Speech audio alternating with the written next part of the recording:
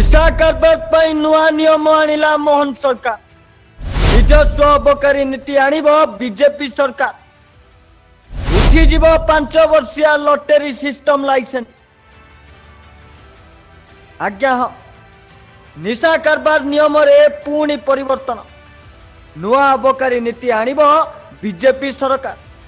पुराना अबकारी नीति रे अवधि मध्य मासे बढ़ाई सरकार। राज्य अबकारी विभाग स्वतंत्र सचिव अर्चना दास पट्टनायक प्रचलित ओडिशा अबकारी नीति 2024-25 अवधि को आउ 1 मास वृद्धि करागला बोली राज्य अबकारी कमिशनर अवगत कराइछन्ति। राज्यर क्षमतासीन बीजेपी सरकार निजस्व अबकारी नीति आनिब।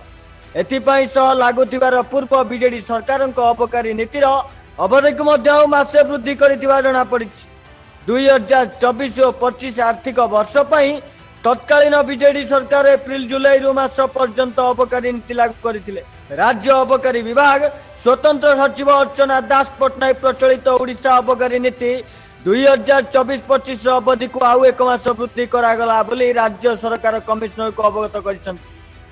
अगस्त 31 तारिख पर्यंत प्रचलित हार रे विभिन्न फी सह गाइडलाइन कार्य करा जिवो। तेबे ग्रामांचल रे नुआ मद दुकान खोलिबा उपरे कटकणा मध्य बलवत्तर रहिबो।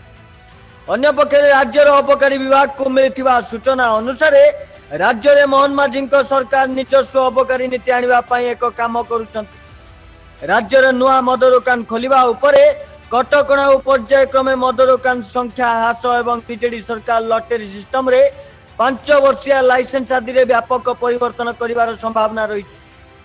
यह छड़ा पूर्व बीजेडी सरकार भली राजस्व संग्रह पाई अबकारी टिकस उपरे निर्भरशीलता कम करने को बीजेपी सरकार योजना करिथिबा जणा पड़ी। सूचना योग्य प्रतिवर्ष मार्च 31 पूर्व राज्य अबकारी नुआ अबकारी नीति घोषणा करिथांती।